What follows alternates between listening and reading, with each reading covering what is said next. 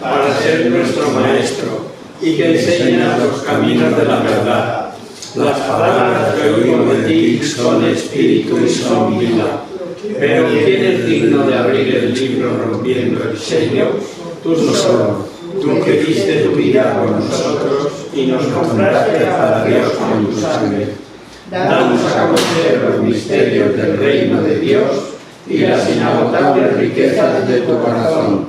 Descúbrenos los tesoros de la sabiduría y de la ciencia de Dios que en ti se oculta. Haz que tu palabra penetre nuestras almas, guíe cual luz nuestros pasos, ilumine nuestra senda, hasta que amanezca el día y se disipen las tinieblas. Tú que vives y reinas por los siglos de los siglos. Amén. Muy bien. Pues bienvenidos un lunes más a este encuentro con la palabra de Dios, que para nosotros es alimento para nuestra vida. Es como el que se coge el chusco de cada día. Nosotros cogemos el chusco los lunes y si queremos alimentarnos de la palabra de Dios tenemos que entrar y profundizar en ello. Nos quedábamos el lunes pasado a las puertas de explicaros este precioso pasaje de la mujer adulta. Y os daba unas premisas, ¿no? Primero, que el adulterio estaba castigado con la lapidación, así lo dice el Levítico, el Deuteronomio. Segundo, que Roma se reservaba la pena de muerte. Tercero, que Jesús había dicho que no estaba él contra la ley. Y cuarto, tenía fama Jesús de misericordioso. Y había advertido además que no venía a condenar. Con estos prolegómenos leemos algo que lo sabemos ya porque lo hemos oído muchas veces, pero lo vamos a interiorizar. Leemos del capítulo 8, del 3 al 11.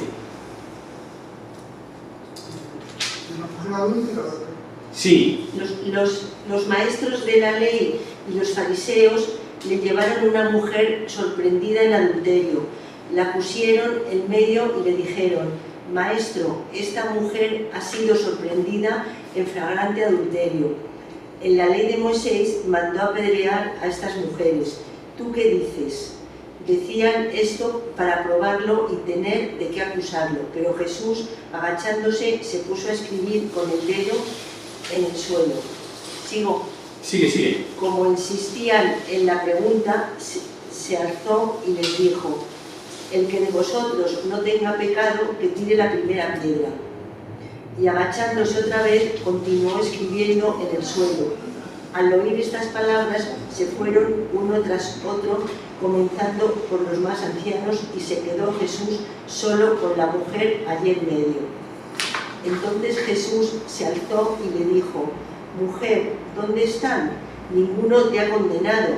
Y ella contestó: Ninguno, Señor. Jesús le dijo: Tampoco yo te condeno.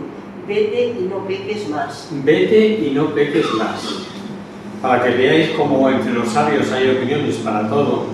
Decíamos el otro día que hasta de algún modo justificaban dentro de aquella fiesta de los tabernáculos la multitudinaria, que la fiesta, decía concretamente la Verbum Dei, la fiesta más alegre de los tabernáculos, con la circunstancia de acampar la gente, había miles, al aire libre, y la consiguiente aglomeración que se producía, no siempre quedaba exenta de desórdenes morales. Bueno, no nos vale ninguno de los comentarios que hacen al respecto. A nosotros lo que nos importa es el análisis del pasaje, que está cargado de enseñanzas. Hipócritas, que importándoles nada el pecado, se presentan como celosos de la ley, y puritanos, pisoteadores de la caridad, eso sí, aunque pillasen a aquella pobre mujer en adulterio, publicarla así, humillarla así, tirarla asustada así, ahí a los pies de Jesús.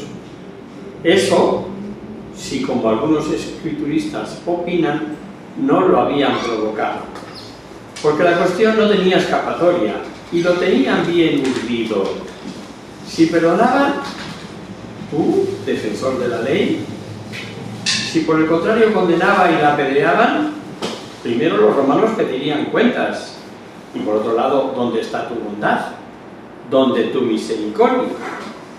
No sospechaban los miserables que iban a arrancar a Jesús una de las frases más conocidas por el mundo entero, por creyentes y no creyentes.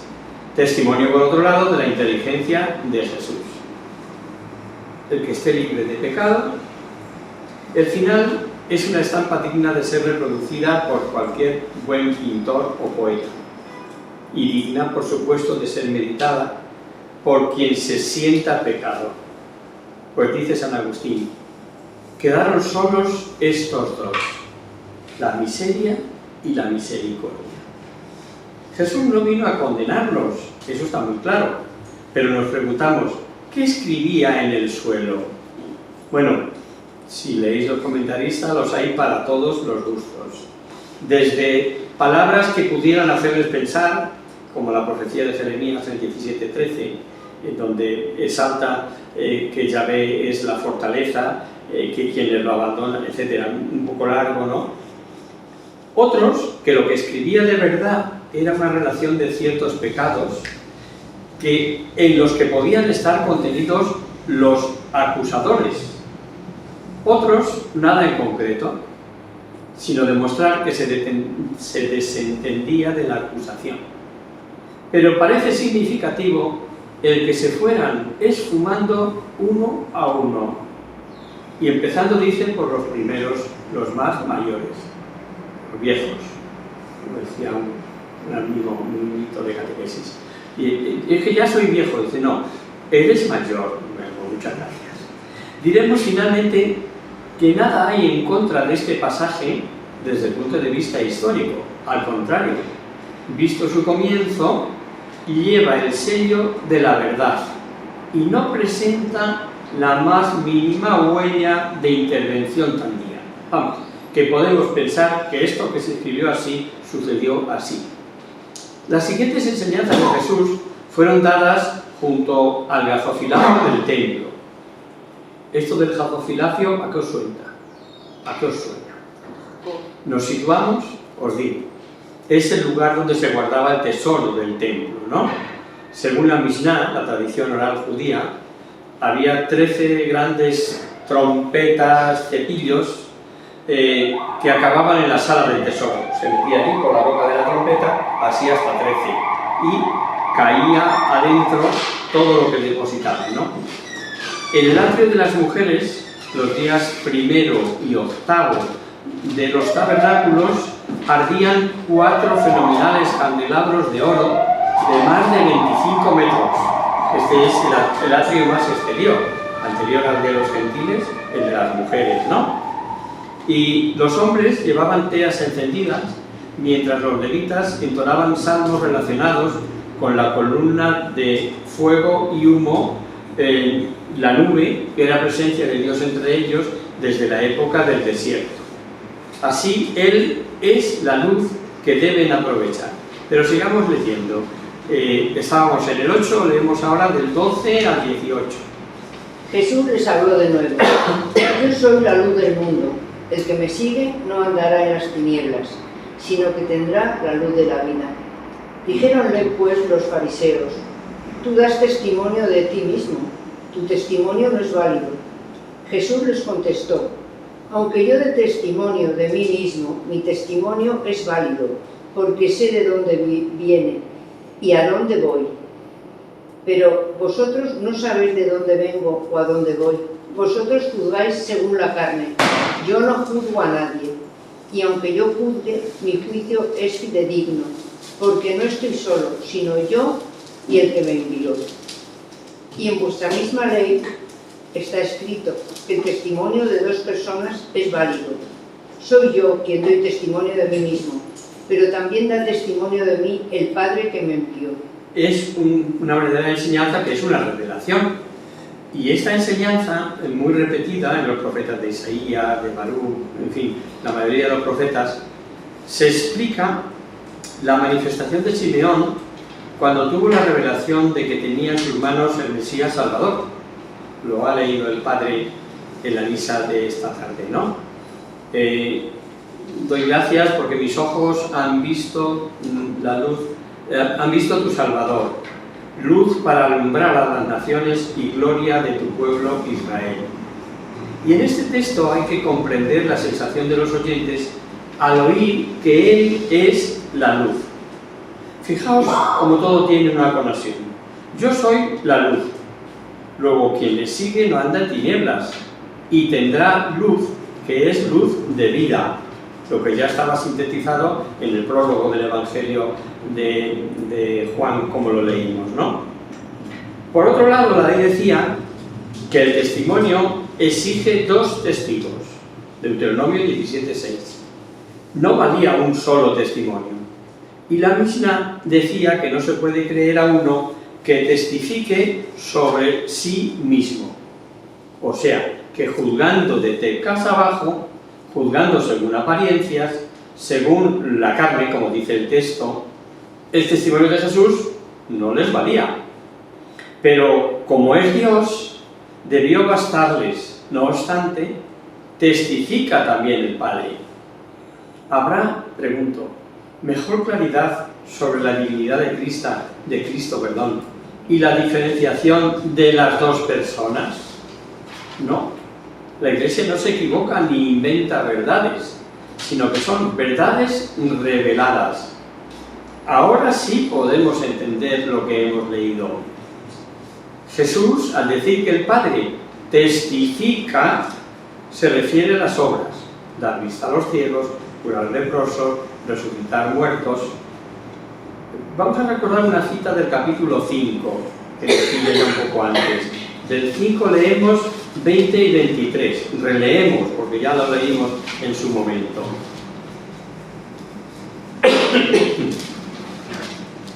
...5, 20, 23. Porque el Padre ama al Hijo, es ese. Porque el Padre ama al Hijo y demuestra todo cuanto hace. Y demostrará obras mayores y que éstas de tal manera que os quedaréis asombrados. Pues como el Padre resucita a los muertos y los hace revivir, así también el Hijo da la vida a los que quiere. El Padre no juzga a nadie, sino que ha entregado al Hijo toda potestad de juzgar, para que todos honren al Hijo como honran al Padre. El que no honra al Hijo no honra al Padre que lo envió. Solo Jesús sabía de quién venía y a dónde iba. Y como con sorna y burla le desprecian diciendo: ¿dónde está tu Padre? No sé si nos damos cuenta de lo que Jesús debió sufrir con estas burlas, ni de cómo Él se mofaba de él. Recordad, como hemos venido diciendo, cómo a Jesús no se le cae el nombre del Padre de los labios. En el templo, ante los doctores, con la samaritana, en la cruz, siempre el Padre, siempre haciendo lo que al Padre le agrada. Dice en el 8:29.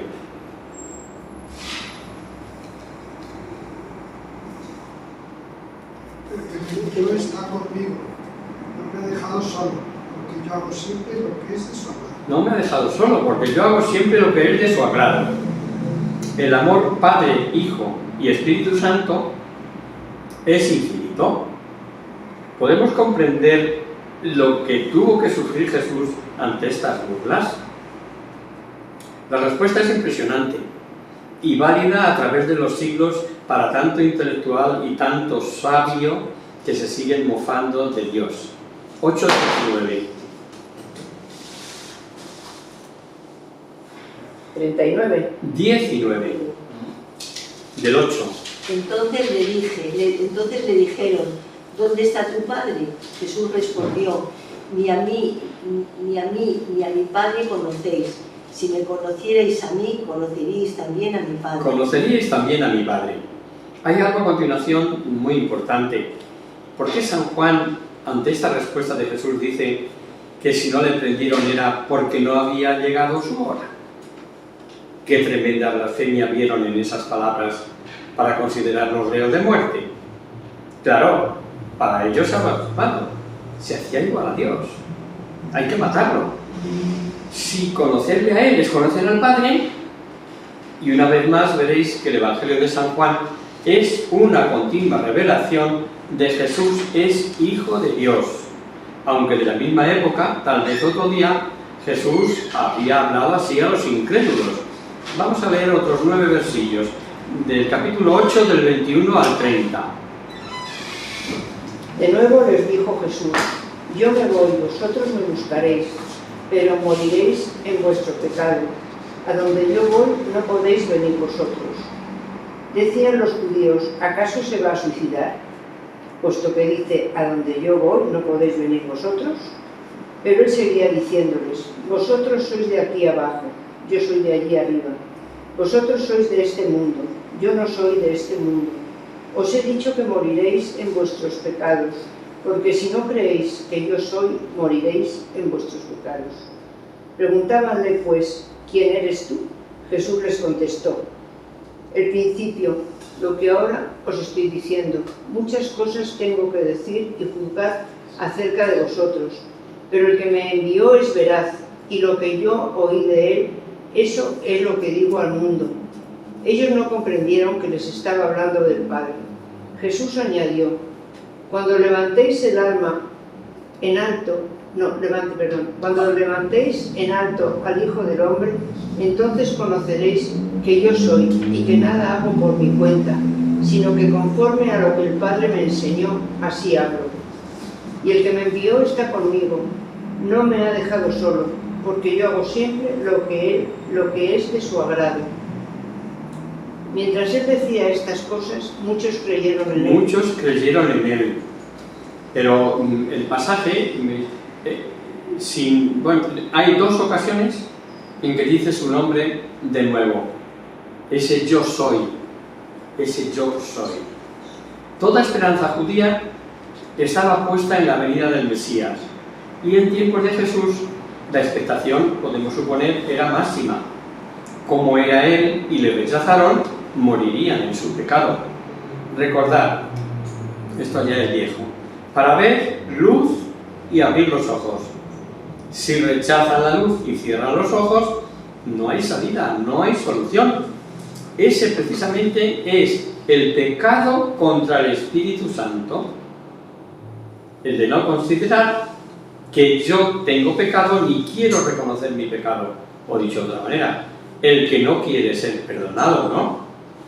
La soberbia de los judíos llegaba a tal extremo que, incapaces de dudar de sí mismo, como el Sanedrín, fuera donde fuera, tenía dominio y tentáculos, solo les cabe decir, o solo les cabe suponer, que si van a un sitio donde ellos no pueden ir, es que se iba a suicidar. Así, se cantan frescos. Y notad la sutil hipocresía. El suicidio estaba como gravísimo delito que acababa en la quemna o condenación.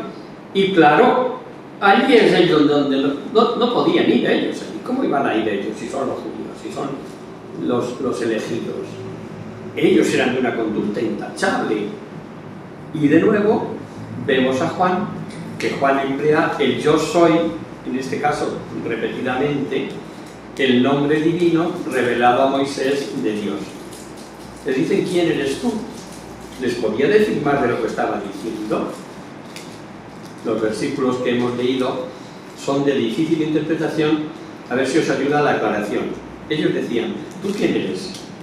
Y Jesús les dijo: es precisamente lo que os estoy diciendo. Mucho tengo que hablar y juzgar de vosotros, pues el que me ha enviado es veraz. Y yo hablo al mundo lo que le oigo a él. Y no comprendieron que les hablaba de Dios Padre. Jesús habla del plan del Padre. El Padre es veraz, es fiel, cumple su alianza, cumple su promesa. Envía al Hijo Salvador y es rechazado. Y añade: cuando sea levantado en alto, ya será tarde para ellos. Y lo dice con esa trascendencia del yo soy. Cuando levantéis en alto al Hijo del Hombre, entonces conoceréis que yo soy. Y no hago nada de mí mismo, que según me enseñó el Padre, así hablo. ¿Recordáis cuando dijimos sobre el peligro de estar familiarizados con ciertas expresiones recogidas por Juan? la verdad os hará libre, por ejemplo. Pero decíamos, ¿qué verdad? La verdad es sinceridad, lealtad, fidelidad. Y concluíamos que la verdad que hace libres es Cristo. Su realidad divina, camino, verdad y vida. Por eso, el discípulo de Cristo, si es auténticamente libre, y esto lo dijo a los que habían creído en él, leemos 8, 3, 32. Donde nos habíamos quedado, ahora hasta el 32. Jesús dijo a los judíos que habían creído en él: si os mantenéis firmes en mi doctrina, sois de veras discípulos míos. Conoceréis la verdad y la verdad os hará libres. Y los no creyentes, claro, saltan y se produjo no pequeña polémica. Cuando el Evangelio dice no pequeña, es que debió de ser auténtica, ¿no? Que para creyentes es una manifestación más de la divinidad de Jesús. Y respondieron ellos, sigue leyendo. Ellos dijeron: somos descendientes de Abraham y jamás hemos servido a nadie. ¿Cómo dices tú, seréis libres? Jesús les respondió: os aseguro que quien comete pecado es un esclavo, y el esclavo no vive en la casa para siempre, el Hijo sí. Por tanto, si el Hijo os libera, seréis de veras libres. Ya sé que sois descendientes de Abraham, pero intentáis matarme porque no os entra mi doctrina. Yo os digo lo que he visto junto al Padre, y vosotros hacéis lo que habéis aprendido de vuestro Padre. Hasta ahí de momento, Carmen. Si pues sé que sois linaje de Abraham, pero buscáis matarme, porque mi palabra no entra en vosotros, no ha sido acogida por vosotros. Jesús habla obviamente de la verdadera esclavitud, la esclavitud del pecado, o paradoja. Jamás se habló tanto de libertad y menos de pecado, que hasta en ocasiones determinados curas callan a veces. Y si el pecado es el que nos quita la libertad, ¿cómo se puede ser libre eliminando de la predicación esta verdad? ¿Es que vale todo? ¿O es que ya nada es pecado? Lo que sigue causa asombro, es impresionante. Rechazan a Cristo, verdad, luego son hijos de la mentira. Y como el padre de la mentira es Satanás, tienen por padre al diablo. Y como el diablo, si pudiese, destruiría a Cristo, otra gran revelación: Satanás y sus ángeles homicidas desde siempre, desde el principio. Os decía que una gran revelación que tenemos aquí es que Satanás y sus ángeles son homicidas desde el principio. No se mantuvo Satanás en la verdad. La mentira es algo suyo, es algo propio. Fijaros que la hipocresía, la falsedad, la apariencia, que esta era la conducta de los judíos, es vivir en constante mentira. Y otra revelación para los no creyentes: la mala disposición impide aceptar a Cristo verdad y te sumerge en el error. Esto es avisos navegantes. Muchas veces, paréntesis, porque no tiene que ver nada con el guión, sino es una opinión mía y siempre me gusta diferenciarlo, ¿no? Cuando de verdad se vive en esa mala disposición, por mucho que nos esforcemos en hacer llegar una verdad, nunca va a llegar. ¿Por qué? Pues porque están sumergidos en su verdad, en su error. Y esto es gravísimo. Cuando hay una buena disposición por parte de algún interlocutor o interlocutora que te eches a la cara, dices: sí, merecía la pena estar hablando con él, porque te ha escuchado con amigo. Eso es distinto a eludir o escurrir el bulto. Mejor seguimos leyendo. Del 37 al 45. Ya sé que sois descendientes de Abraham. Sin embargo, pretendéis matarme, porque mi palabra no cala en vosotros. Lo que yo he visto estando junto al Padre, eso hablo.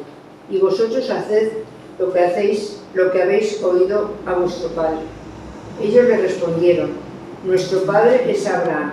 Contestóle Jesús: si sois hijos de Abraham, haced las obras de Abraham. Pero ahora pretendéis matarme, precisamente a mí, que os he dicho de verdad, os he dicho la verdad que he oído estando junto a Dios. Eso no lo hizo Abraham. Vosotros haced las obras de vuestro padre. Ellos le dijeron: nosotros no somos hijos de fornicación. Un solo Padre tenemos, Dios. Respondióles Jesús: si Dios fuera vuestro Padre, me amaríais a mí, porque yo salí y vengo de Dios, pues no he venido por mi cuenta, sino que Él me envió. ¿Por qué no me entendéis mi lenguaje? Es que no podéis escuchar mi palabra. Vosotros procedéis del diablo, que es vuestro padre, y son los deseos de vuestro padre los que queréis poner en práctica.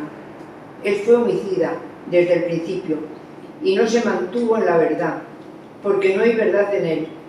Cuando profiere la mentira, habla de lo suyo propio, porque es mentiroso y padre de la mentira.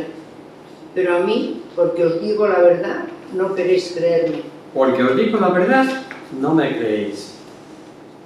¿Cómo recuerda Jesús que Satanás es mentiroso y homicida desde el principio?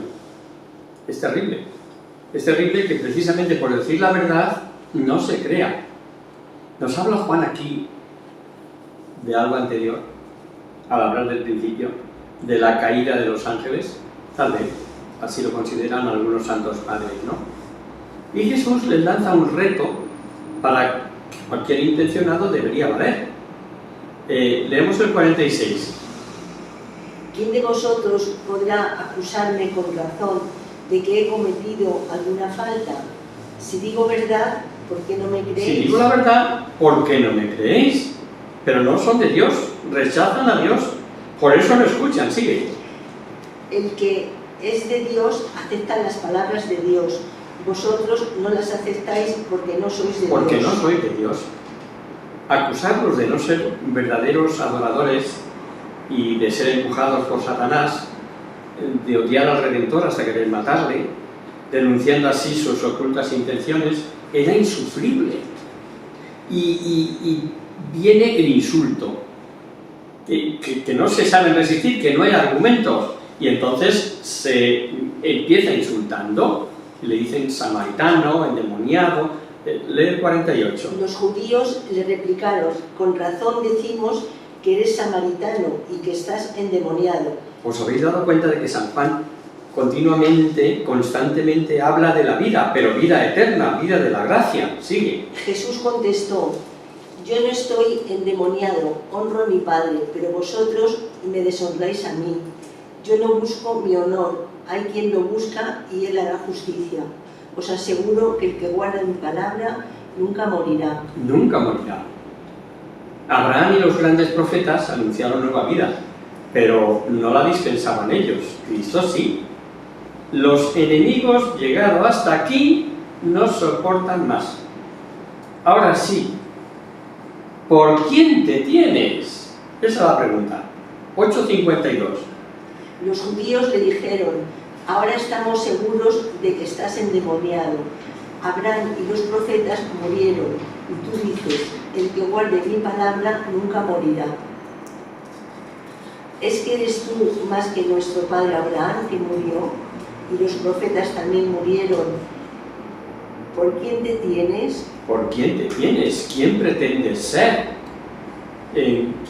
Estoy intentando transmitiroslo hablando, pero me gustaría poder escenificarlo. ¿Por qué? Pues porque nos tenemos que imaginar a aquella gente, ¿no? ¿Con qué saña? Primero el insulto, luego ya no pueden más. ¿Quién pretendes ser? ¿No? ¿Por quién te tienes? ¿Cuántas veces decimos que Dios es nuestro Dios y no le conocemos? Entre otras cosas, porque no le conocemos. Leamos 54-55. Jesús respondió: si yo me diera a mí mismo el honor, mi honor no sería nada. Es mi Padre el que me honra, el que decís vosotros que es vuestro Dios. Y no lo conocéis, pero yo lo conozco. Si dijera que no lo conozco, sería un mentiroso como vosotros, pero lo conozco y guardo su palabra. Y el versículo siguiente es un tanto enigmático. Lee el 56. Vuestro padre Abraham se alegró deseando ver mi día. Lo vio y se regocijó. Lo vio y se regocijó. Los judíos le dijeron... Espera un poquito. Vuestro padre. ¿A qué día se refiere que quiso ver su día y le vio y se regocijó?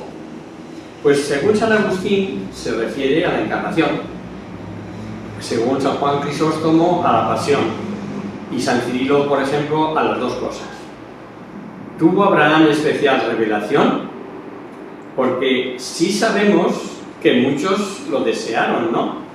Y tal vez Abraham, cuando recibió la revelación de que por su descendencia iban a ser bendecidas todas las generaciones, vio al descendiente. Ahí se queda. ¿Quién sabe? Puede, tal vez, ¿no?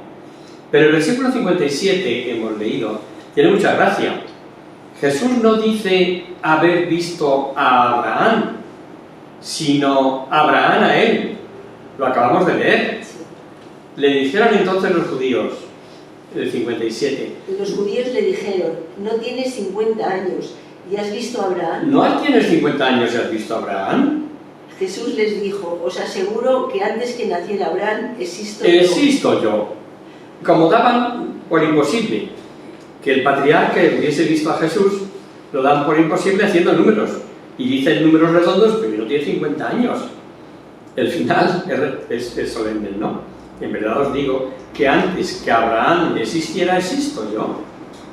Es un antes de sabor bíblico para el yo soy, ¿no? Si estaría la revelación de su divinidad clara y sin duda, que aquí viene la reacción, cogieron piedras para matarle por blasfemo, al hacerse igual a Dios. Leamos el 59. Entonces agarraron piedras para tirárselas, pero Jesús se escondió y salió del templo. Parece un juego de niños. No saben con quién están. Pasa a nosotros también, ¿eh? Tal confianza, tal no sé qué, tal conocimiento que tampoco sabemos muchas veces delante de quién estamos, ¿no? Y así acaba el capítulo 8 y del 9 que vamos a comenzar ahora. Se dice que es una página fascinadora, que debe bastar su pasada lectura, pues nos presenta una hermosa descripción de varias actitudes y reacciones ante un mismo hecho. Y para entenderlo mejor, recordaros, primero, que era sabido y lo es, que determinados lugares, puertas del templo, puertas de la ciudad, etc., solían mendigar cada día ciegos, inválidos, de forma que llegaban a ser pues, muy conocidos.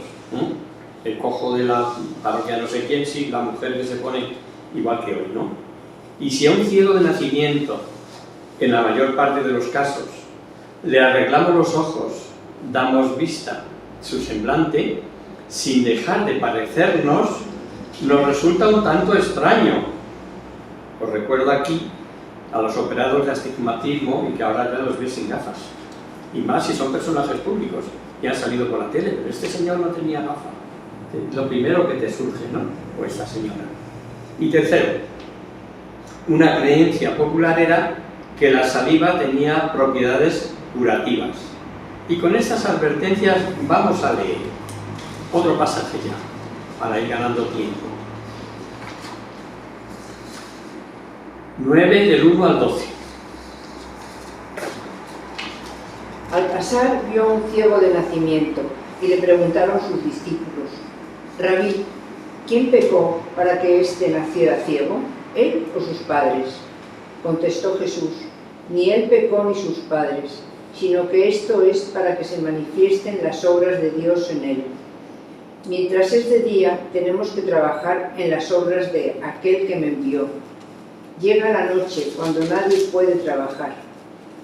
Mientras estoy en el mundo, luz del mundo soy.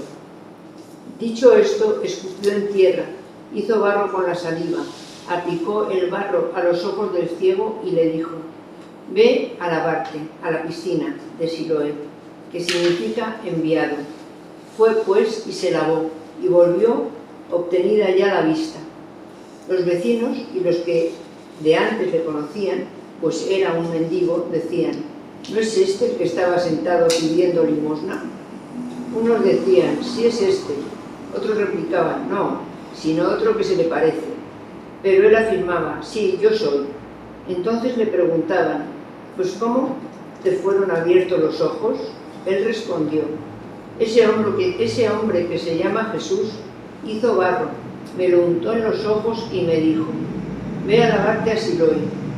Fui entonces, me lavé y obtuve la vista. Y ellos le preguntaron: ¿dónde está ese? Él contesta: pues no lo sé. No lo sé.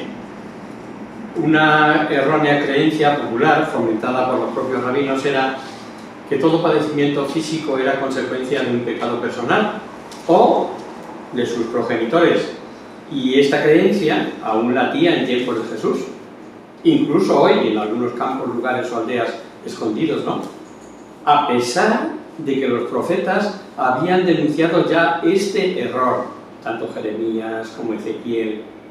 Y esta es la razón de la pregunta de los discípulos. Claro, el sigigo del nacimiento mal pudo ser castigado de un pecado anterior a su nacimiento, ¿no? Y dejando a un lado las raras creencias de culpabilidad, de alma, de antepasado, etc., Jesús revela un gran misterio: el problema del dolor. Y no como castigo del pecado personal, sino todo dolor como consecuencia del pecado original. Pero todo dolor o enfermedad tiene una finalidad profunda en el plan de Dios. Esto va a ser también lo que va a ocurrir con este ciego de nacimiento. Lo vamos a dejar aquí, y porque el tiempo se nos ha ido, y el próximo lunes continuamos, Dios mediante, en este pasaje. ¿Os parece? Pues venga, rezamos a la Virgen y nos vamos.